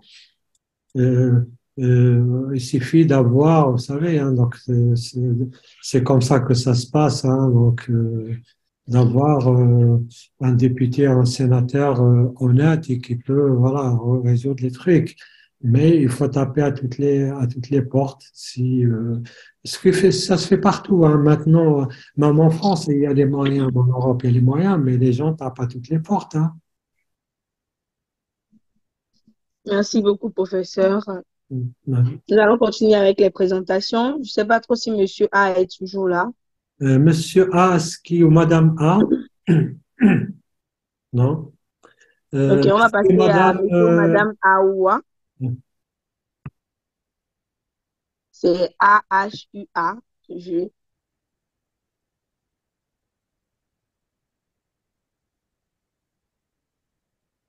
oui, oui, vous avez la parole, Oui, Madame. vous avez la parole. Oui, mais je pense que son micro n'est pas actif. Veuillez activer votre Ah, c'est micro. bon. Voilà, c'est Là, c'est bon. bon. Ouais, ouais. Bonjour tout le monde. Bon- Bonjour. Bonjour. Bonjour professeur. Je suis docteur Ahuya Nicolas. Voilà, je suis médecin généraliste. Je suis ivoirien. Oui, bonjour Nicolas. Voilà. Et je tiens d'abord à remercier toute l'équipe et le professeur pour sa présentation. Euh, Merci beaucoup à vous voilà. aussi. Est-ce que vous avez quelque chose à partager avec nous par rapport à Oui. l'évaluation d'aujourd'hui? Est-ce qu'il y a des choses que vous aviez compris? Est-ce qu'il y a des choses que vous aimeriez partager? C'est si vous en avez. Voilà. Bon, personnellement, je ne suis pas expérimenté en question de gériatrie. Après la présentation du professeur, ce que j'ai compris, c'est que c'est, c'est une spécialité qui prend un grand tout. Donc, moi, je suis médecin généraliste et chez nous, en Côte d'Ivoire, on n'a pas beaucoup de gériatres. Moi, j'ai pour ambition de faire une spécialisation en néphrologie gériatrie. Oui, très Et bien. donc, pour le moment, je suis encore généraliste. Donc, j'ai pas d'expérience en matière de gériatrie. Et j'ai une question à poser au professeur. Moi, ce Allez-y. que je voudrais savoir, c'est que pour nous, les généralistes, pour nous qui sommes encore généralistes, si par exemple, nous allons en visite à domicile pour voir une personne qui est âgée, quel réflexe nous devons avoir en premier lieu? Parce que communément, quand nous, les généralistes, nous recevons un patient, c'est surtout en consultation de médecine générale où on s'intéresse uniquement à la maladie du patient. On essaie de faire un diagnostic avec des examens cliniques et paracliniques et on traite le malade et c'est tout. Mais avec votre présentation, j'ai compris qu'il y a d'autres éléments importants à prendre en compte, Mm. surtout quand nous sommes en face des patients âgés. Et donc, je voudrais savoir, ma question c'est de savoir quels sont les réflexes pour un généraliste, quels sont les réflexes qu'il doit avoir quand il est en face d'un patient âgé. Voilà, D'accord. merci. D'accord, Je vais laisser la parole au professeur. Nous allons essayer d'aller rapidement pour donner la chance à tout le monde de pouvoir parler. c'est- Merci. c'est- c'est une très bonne question. Et malheureusement, il faut que je prenne du temps pour répondre à Nicolas, parce que Nicolas, vous êtes un médecin généraliste, donc vous êtes un maillon qui est important pour la suite, pour la prise en charge de votre patient. Par exemple, les réflexes, à part le poids, par exemple, le patient, vous avez un patient, il faut avoir le réflexe, vous voulez, je pense que vous lui prenez attention, le pouls, et voilà, Mhm. tout. Vous allez savoir son état lipidique. Vous allez le D'accord. peser pour voir les variations de poids, parce que ça, c'est des choses qui qui peuvent, qui peuvent orienter, quand ils ne sont pas dans les normes, d'orienter vers un spécialiste. Et surtout, là, je Mhm. parlais tout à l'heure des médicaments.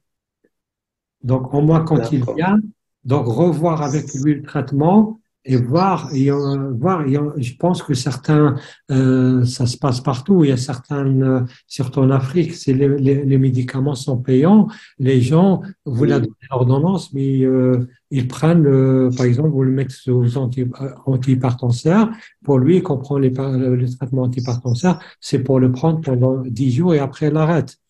Donc, c'est ça. malobservance du traitement, je reviens toujours sur ces points-là. Et c'est vrai, il y a d'autres éléments que vous savez pas là, c'est tout ce qui est social, tout ce qui est... Mhm. Mhm. voilà. Il y a autre chose, la vaccination, c'est importante. Parce que maintenant, Oui, la vaccination, elle est gratuite et partout, hein. Donc, au moins vérifier surtout après pour les personnes gériatriques, la vaccination pour le oui. vaccin pour le pneumocoque après 75 ans. C'est un vaccin qui existe. Là, c'est vrai, comme on a fait pour le Covid, on peut faire pour les autres. Vaccin, c'est important. Là, c'est ce qui est des choses qui sont tabous, c'est n'hésitez pas Oui, à demander aux personnes que vous avez, personnes âgées, c'est des signes fonctionnels, des infections urinaires. Ça, c'est désagréable parce que les gens, ça reste tabou et les gens, ils ne le disent pas. Pour vous, en Afrique, il faut pas hésiter à palper les seins de vos résidentes âgées parce que c'est tabou, ils d'accord. n'ont pas de mammographie. La Oui, mammographie, oui. donc là, c'est obligatoire pour le dépistage. Après, voilà, elle est conseillée. Après, c'est quand on parle dépistage. Les gens qui viennent vous voir en Afrique, ils parlent jamais de métrorragie. Il y a des choses qu'il faut essayer de les faire sortir. Mhm. En plus, il y a des choses que vous pouvez traiter. Vous pouvez proposer un traitement et donner des choses qui sont confortables. D'accord. J'ai compris. Merci Merci beaucoup, beaucoup. docteur, pour votre question. Merci au professeur pour les réponses. Je Merci pense que nous beaucoup. allons rapidement aller vers monsieur ou madame Bombadia. Oui. Merci d'ouvrir votre micro et de nous faire entendre votre voix.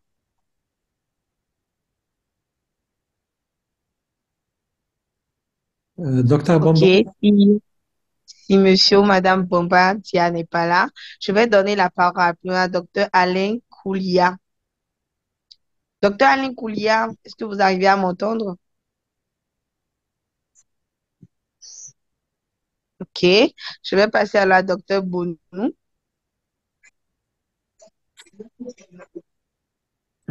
Est-ce que le docteur Bonou est là? Sinon, je vais passer à docteur Messan.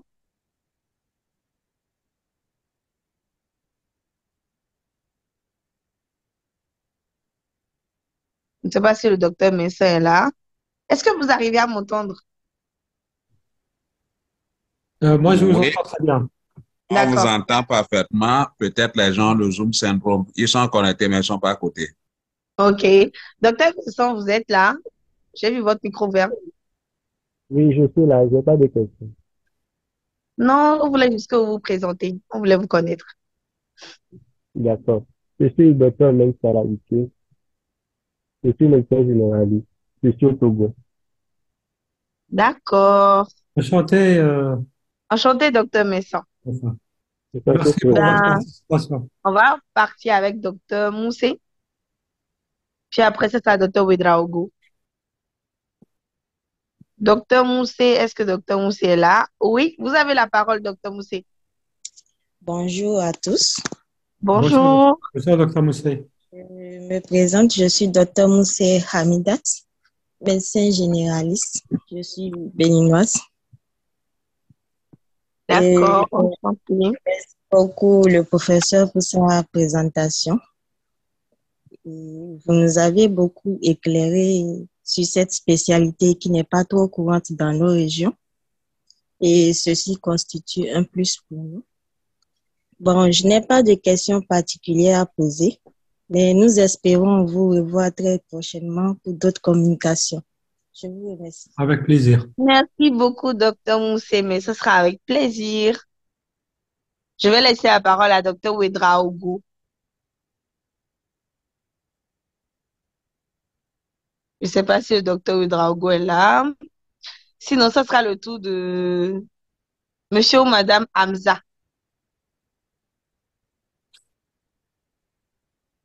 Et puis après, ce sera le tour de monsieur ou madame Lamine.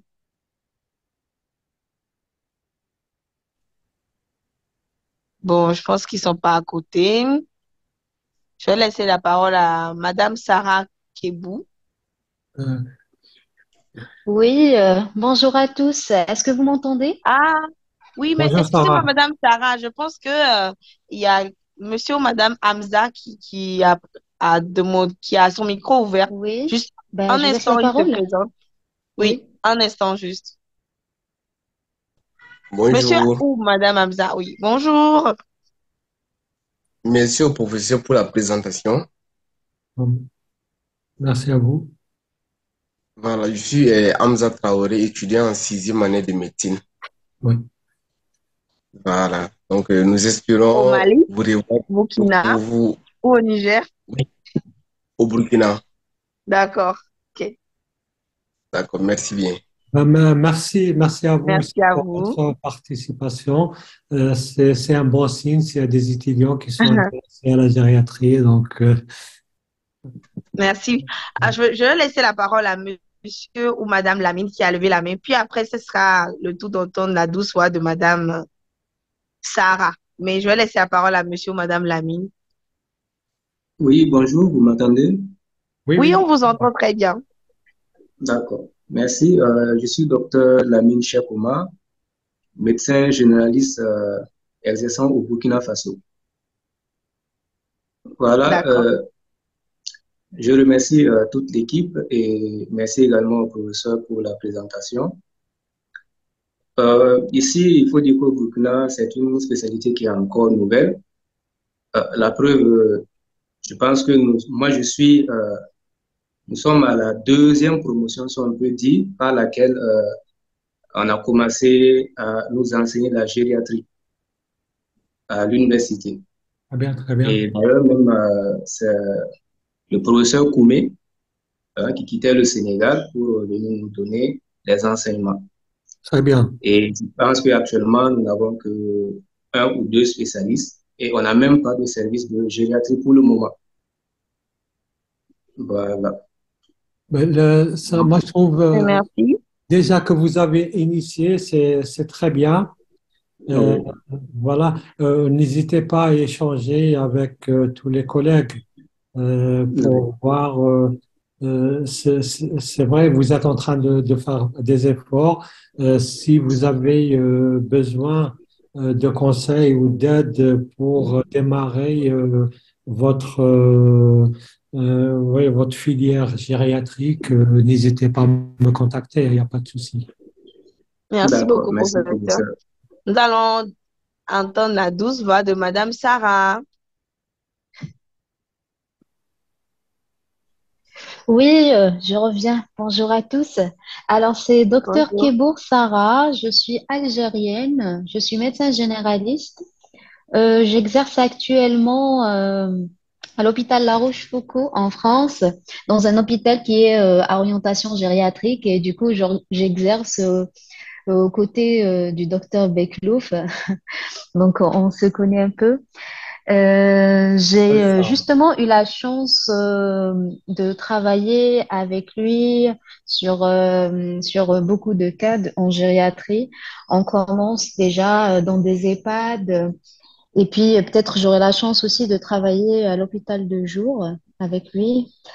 Alors, pour vous dire qu'en Algérie, on n'a pas cette spécialité et que la gériatrie n'existe pas, je trouve ça pas trop bien parce que en fait, comme l'a dit le premier médecin, notre collègue qui est intervenu en premier, on est en Afrique en pleine transition démographique et que prochainement, on va en avoir une population plutôt âgée et que il faut en prendre conscience.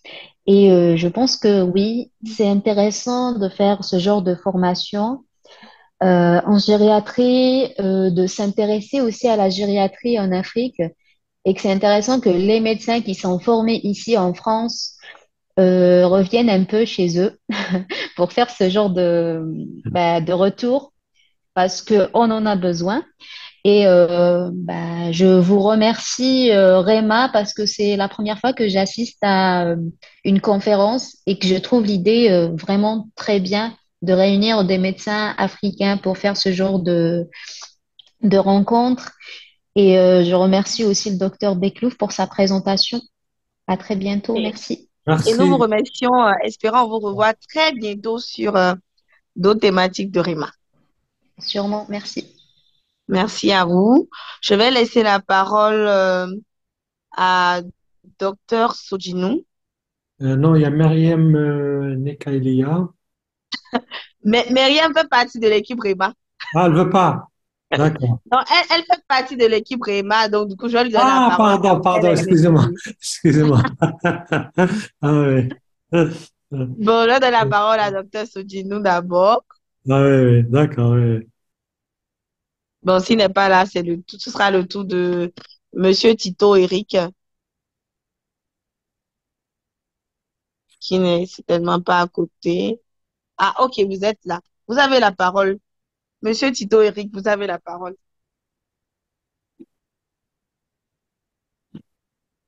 Votre micro est fermé, donc on ne vous entend pas. Vous pouvez l'ouvrir maintenant, c'est toujours fermé. Oui, c'est bon. Oui. Ok, bonjour professeur, bonjour docteur Fassino. Moi, c'est docteur Tito Eric, je suis médecin béninois, je suis résident en médecine du travail au Bénin. J'ai écouté avec intérêt votre présentation, professeur. J'avoue que, comme mes prédécesseurs l'ont déjà dit, au Bénin, les gériatres sont rares. La dernière fois, j'ai appris qu'il y a deux ou bien un au Bénin. Mais le terrain est toujours vierge et ce sont les généralistes qui font office de gériatre ici. Euh, bon, je vois que votre présentation va beaucoup nous aider à améliorer nos prestations.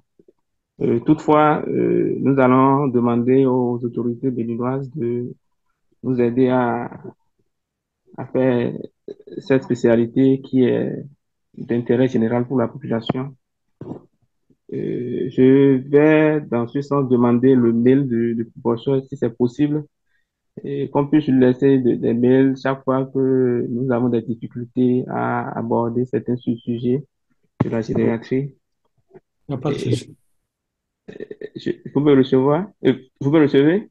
Oui, oui, Oui, très oui, oui, bien. on vous reçoit, Très bien, très docteur. bien. Docteur Eric, on vous reçoit, excusez. Ok, d'accord. Et est-ce que c'est possible d'avoir le mail du professeur pour que on puisse rester en contact avec lui? Il n'y a pas de souci. Donc, je communiquerai mon mail professionnel à Madame Fassinou. et qu'elle vous le mettra en vous transmettant les diapositives. D'accord. Il n'y a OK. pas de souci. D'accord. Merci. Sur ce, je remercie tous les collègues ici présents et particulièrement Réma pour l'intérêt personnel que vous avez porté sur le sujet d'actualité et également sur tout ce que vous faites pour la communication et l'information médicale en Afrique. Merci. À la prochaine. Merci beaucoup, docteur Tito Merci, Eric. En tout merci. cas, je vous laisse laisser en inbox, dans la messagerie, mes coordonnées. Donc voilà, je me ferai le OK, plaisir de vous envoyer le mail. OK, parfait. C'est Ok, je reçu. ne sais pas trop s'il y a d'autres personnes qui aimeraient intervenir. Oui. Monsieur Sojinou, qui n'a pas pris la parole, docteur Bonou, docteur Alain Koulia, le médecin qui a le PC d'elle, je pense. Je ne sais pas trop. Mais je vais donner la parole à ma collègue, docteur Myriam, et elle va se présenter. Oui, bonjour, c'est docteur Nikalia Myriam, médecin généraliste à l'hôpital de La Rochefoucauld, chargée de la relation scientifique avec REMA. Merci beaucoup à docteur Beklouf qui a accepté notre invitation pour ce sujet qui est un sujet très, très intéressant, surtout chez nous en Afrique. Là, on n'a pas ces notions de gériatrie, on n'a pas cette spécialité. Alors, je vous remercie infiniment, docteur, et espérons qu'on aura des autres ateliers avec vous. Avec plaisir. Merci. Merci. Donc, je vais laisser le professeur dire son mot de fin et, si possible, nous faire un petit résumé de la communication d'aujourd'hui. Puis après, je vais continuer avec l'annonce la prochaine communication. Donc, professeur, vous avez la parole. Oui, merci. Pour faire, je pense qu'il y a une personne qui a ouvert son micro. Le médecin qui a le PC d'elle. Ok, bonjour à tous. Mon nom Bonjour. est Baldé Abdourahman. Je suis médecin généraliste guinéen.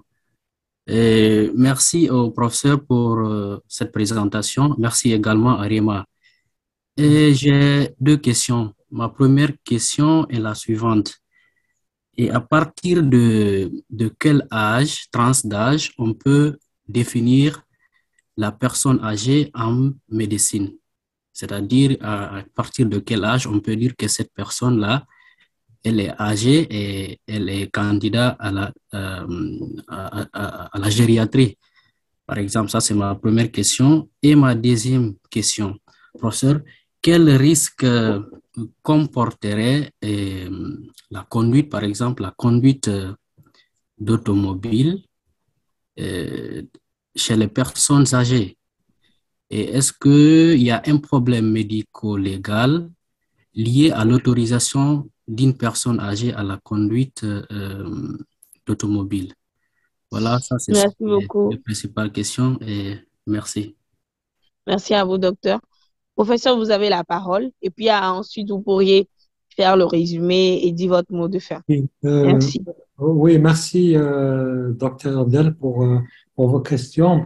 Vous savez, la gériatrique est définie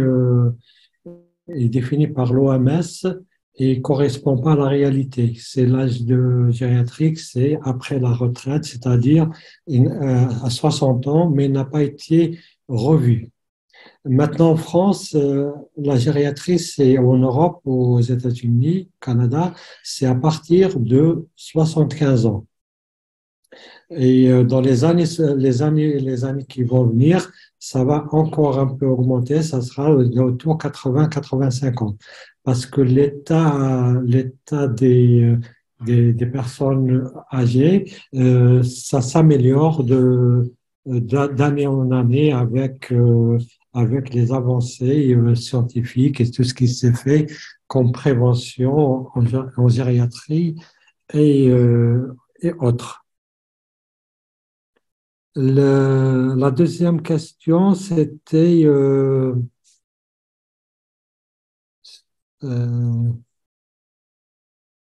j'ai perdu le fil. C'était sur quoi la deuxième question? La deuxième question, c'était par rapport à la conduite. Ah oui, la Oui. conduite automobile. Oui, Oui.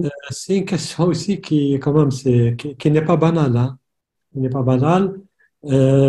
Si vous lisez certains articles, vous allez trouver que les causes voilà, les causes d'accidents d'automobile, donc il y a la tranche d'âge, surtout les personnes âgées, elles les fréquentent, hein, en dehors des gens qui sont sous alcool, stupéfiants. Il y a aussi les personnes âgées. Il y a beaucoup de personnes âgées qui sont responsables d'accidents de la voie publique. Ces personnes âgées-là, c'est-à-dire on peut les détecter en faisant l'évaluation gériatrique. Gériatrique. Et il y a beaucoup de personnes âgées, personnes âgées qui, qui sont déments et qui conduisent. Donc, moi, des fois, j'ai quelques cas de personnes âgées qui sont venues, sont venues à l'évaluation. Donc, c'est des patients qui étaient déments, ils sont venus en voiture. Moi, je ne pouvais pas prendre le risque. J'ai appelé les familles pour venir récupérer la voiture. Donc, il y en a beaucoup qui sont dans la nature, qu'il faut les détecter, et on peut les détecter que en faisant la prévention et l'évaluation. Il y a beaucoup d'études, par exemple, il y a des sociétés de neurologie, donc voilà, qui interdisent la conduite à certains épileptiques, voilà. Donc ça, il y a des recommandations. Il y a des recommandations et ça dépend aussi de la législation. Donc, nous, on n'a pas le droit d'arrêter, de prendre les clés à une personne âgée et lui dire, voilà, vous n'avez pas le droit d'arrêter. Donc là, la législative française, c'est la décision qui revient au préfet. Et il y a ce qui se passe, c'est que le secret professionnel, c'est important. Donc, nous, comme médecins, on ne peut pas dénoncer la personne âgée voilà, à des autorités à cause du secret professionnel. Donc, on essaie de détourner ça et passer par les familles. Mais ça reste quand même, c'est délicat. C'est délicat. Vous, si vous avez la législation vous permet voilà, d'avertir les autorités, vous pouvez y aller. Donc, si vous êtes le mieux placé. Nous, c'est un peu compliqué avec le secret médical. C'est difficile d'avertir les autorités pour annuler. Mais il y a des textes qui vont sortir parce que là, vous savez, là, quand vous avez un permis, c'est un permis à vie.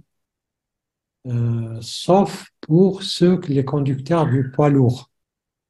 Le conducteur de poids lourd, à partir d'un certain âge, il faut qu'il fasse une visite médicale. Après la retraite, et je pense après tous les 5 ans, ils font la visite médicale et là, il y a chance de détecter et prévenir quelques catastrophes.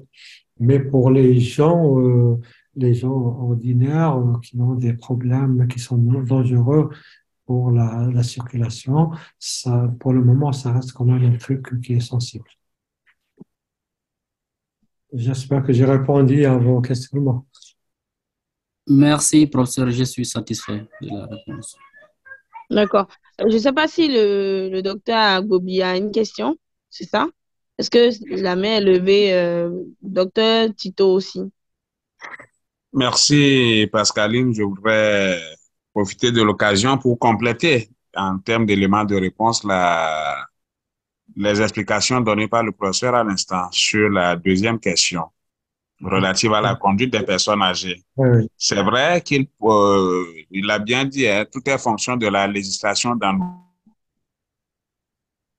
nos pays et on est souvent embrouillé par cette question de... Oui, alors vous me suivez? Oui, Je disais, oui. Très bien. d'accord. Voilà, c'est vrai que la conduite des personnes âgées pose des problèmes d'ordre médico-légal et nous sommes embêtés par la gestion de la question relative au secret médical. Faut-il dénoncer ou pas? Mais en réalité, lorsqu'on évoque le secret médical, il faut faire tout ce qui va dans l'intérêt du patient. Et lorsque je parle de l'intérêt du patient, c'est justement pour lui également important de ne pas conduire dès lors qu'on sait qu'il est à risque lorsque nous évaluons. Ça suggère que nous le recevons dans un cadre de médecine générale, bien de la gériatrie. Notre devoir, c'est de l'informer, de l'éclairer sur le risque, les risques qu'il encourt. Et ce n'est qu'un rôle de conseil dans ce cas de figure, quitte à l'amener à pouvoir laisser la conduite lui-même. On ne va pas pouvoir le dénoncer, mais on le sensibilise à pouvoir prendre ses responsabilités. Merci à vous. Merci de votre intervention. Merci à vous. Professeur, je vais vous laisser la parole pour clôturer cette séance par une petite conclusion de l'évaluation gériatrique. Oui, merci avant tout, merci de votre invitation. Et je peux que vous encourager dans votre association. Comme vous l'avez dit, Madame Fassino, dans quelques années, on va se trouver avec 225 millions de personnes âgées et sans faire notre travail. Donc ça, il faut sensibiliser que le corps médical soit sensibilisé. Et vous savez, il y a urgence. Il y a urgence parce que il y a urgence pas que pour nous en Afrique, moi parce que je vis la double culture, mais c'est une urgence, c'est une urgence aussi mondiale. Au Japon, en 2030, ils vont avoir un raz-de-marée de personnes âgées de plus de 75 ans. Ils ne savent pas en quoi faire. Déjà, pour vous dire, ils ont déjà, comme c'est vrai, c'est des Japonais, donc ils ont déjà euh, déjà prévu et travaillé sur ce sujet-là. Moi, je vous parle de ça, ils évoquaient ça en 2013. Il y avait le congrès international de gériatrie qui faisait à Séoul. Donc les Japonais commencent à vraiment prendre de l'avance et à s'inquiéter. Vous imaginez, les Japonais, ils ont les moyens, mais nous, comment on va faire? Donc, on essaye avec des associations, cette association-là, ou créer d'autres associations pour, euh, pour pousser à valoriser, à mettre en valeur la spécialité de la gériatrie.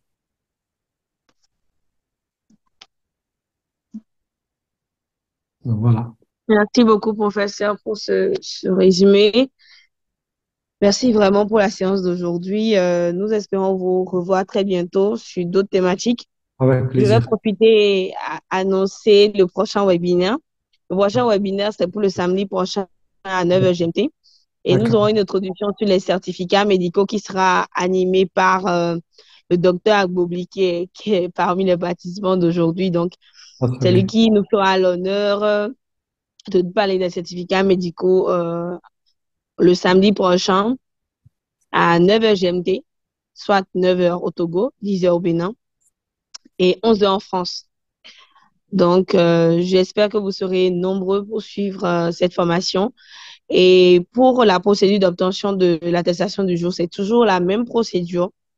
Il suffira d'aller sur notre interface de formation, Prima Learning, de taper la formation d'aujourd'hui, qui est l'évaluation gériatrique, et vous pourriez avoir accès à la rediffusion de tout ce qu'on a eu à faire aujourd'hui. Je vous souhaite, autant pour moi, un très bon week-end. Prenez soin de vous, prenez soin de vos proches. Et n'oubliez pas que vous êtes votre seule limite. Donc, ne vous fixez aucune limite. Je vous souhaite bon week-end et bonne semaine par anticipation. Merci beaucoup, Madame Facilon. Bon week-end et je vous communiquerai le reste des documents et mes adresses mail. D'accord. Merci beaucoup. Bon week-end à vous. Bon week-end à tout le monde. Bon week-end à tout le monde. Au revoir. Au revoir.